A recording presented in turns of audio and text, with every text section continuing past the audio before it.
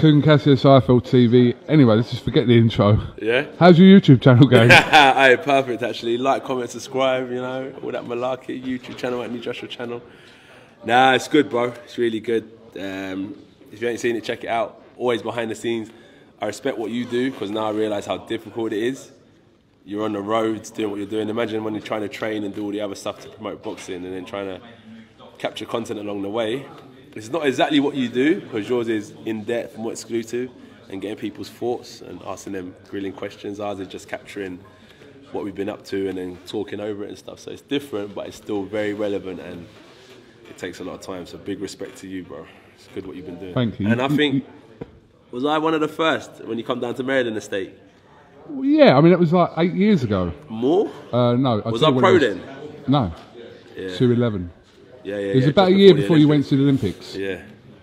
I'm not going to say what I really want to say about. Go on, say it. Well, part of me thinks you're a pay-per-view star. Stay in your lane, like stick with the boxing and leave the YouTube stuff to me.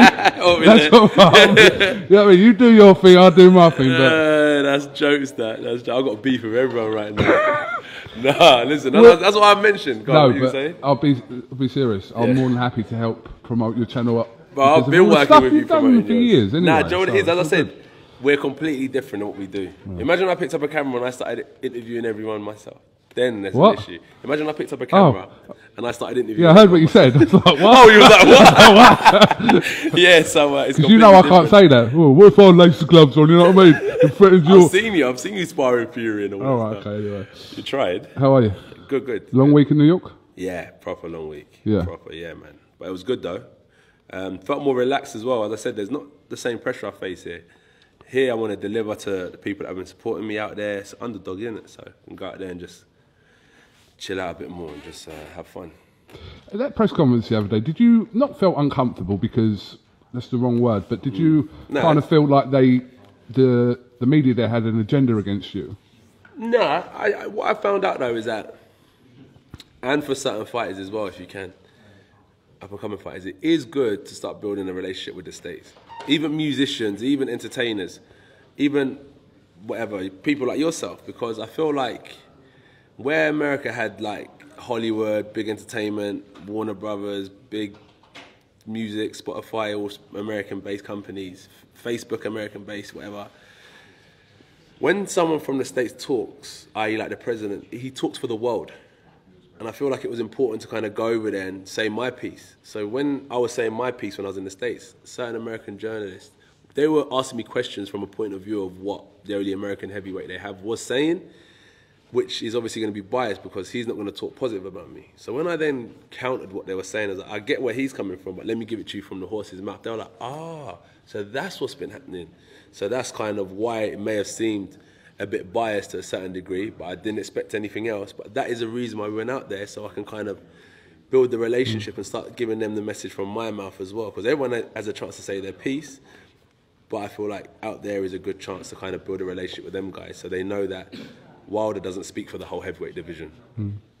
Not all of the media, I will say. It was just a few select people that just seemed like they were kind of on your case, shall we say. But it's good though. It's good. That's what you need. Not everyone's here to support me, and that's what's good is because I can't. I said it. When did I say it? AJ, I can't carry the heavyweight division on my back. I said it a while ago in one of your interviews, and I feel like now there's speculation. Who's the best? There's interest.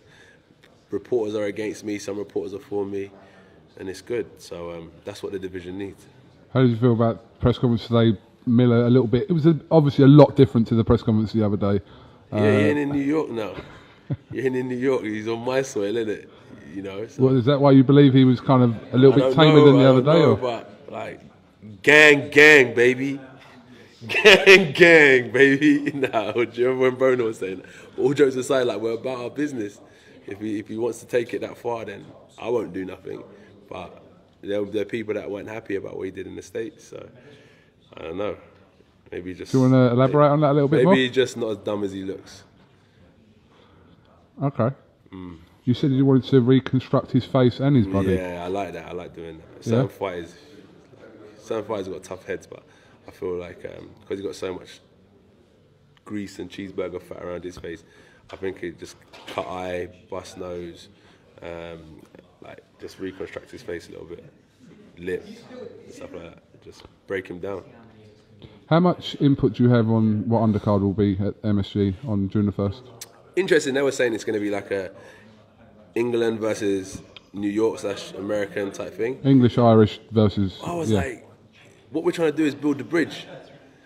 We're not trying to burn it. I mean, we ain't going out there to create so you're not really for this idea? Or? I'm not really for it, but I'm not a promoter. That's why I let the promotional guys do their magic. They do a great job. But I think it'd be best if we do just good fights.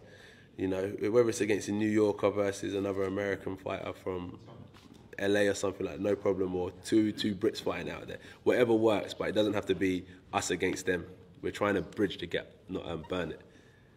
Okay. Something I did want to ask you about the other day and I didn't. What are your thoughts on the comments over the last few weeks from Lennox Lewis? To be honest, I don't see them, but what I hear is he don't really have much positive stuff to say. Okay. If I'm honest.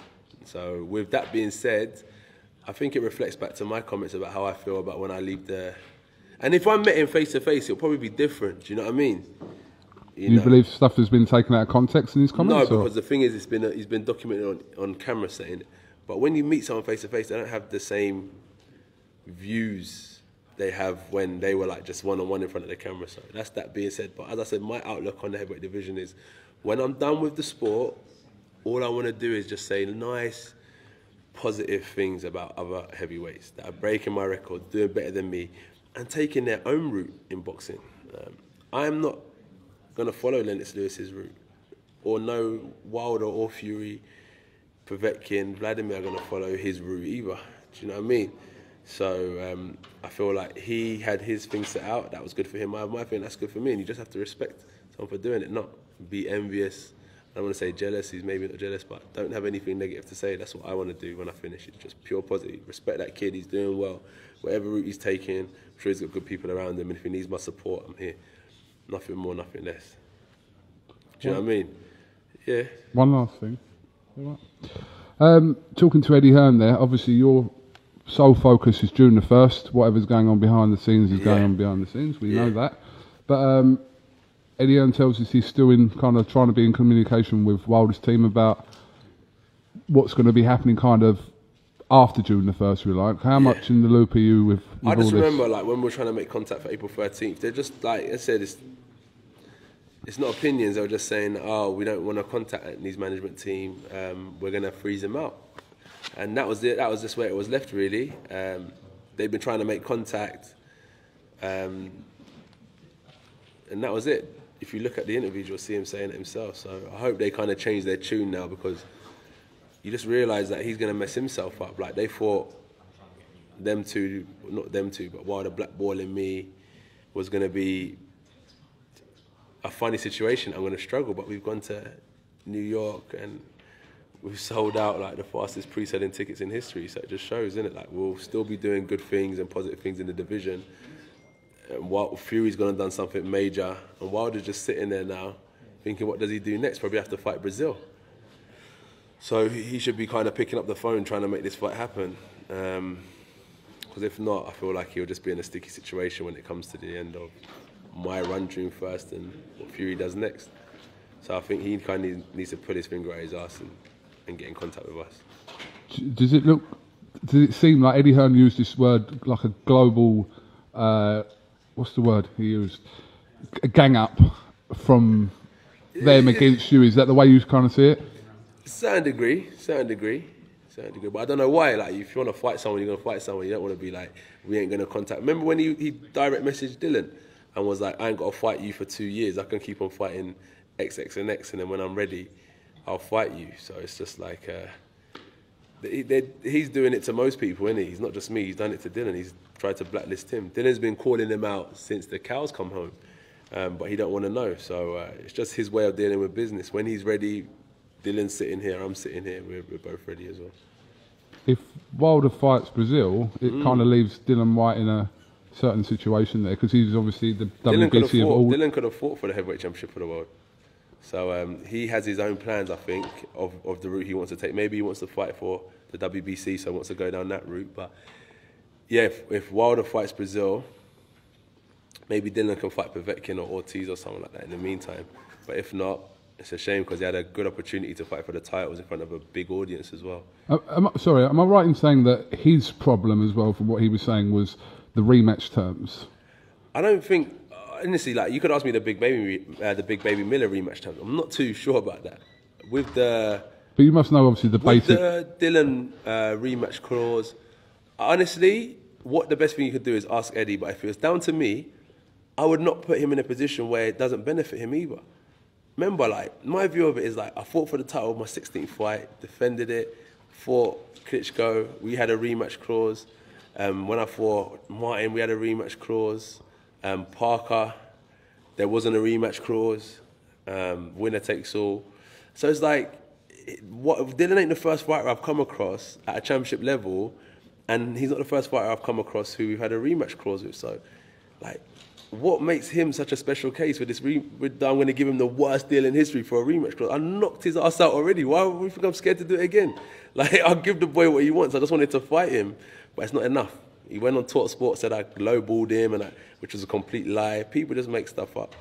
But yeah, look, I would never give him a lowball offer in a rematch clause for no apparent reason. I'll give him what we think he deserves, and then he has a chance to become champion of the world. But now he has to go and fight 4 or 5 eliminators to have the same opportunity he could have had in the space of in the next 8 to 10 weeks. It's just interesting. But as I said, fast forward to when I'm an old man. Respect Dylan for what he's doing. He's making the right moves for himself, and I wish him well in his career. Anthony Joshua, thank you very much for talking to us. And you just call me Anthony Joshua YouTube channel from now on when you introduce me. I mean, what's the long-term plans for you? More likes, more comments, and more subscribers. Fake it till you make it. Fuck you.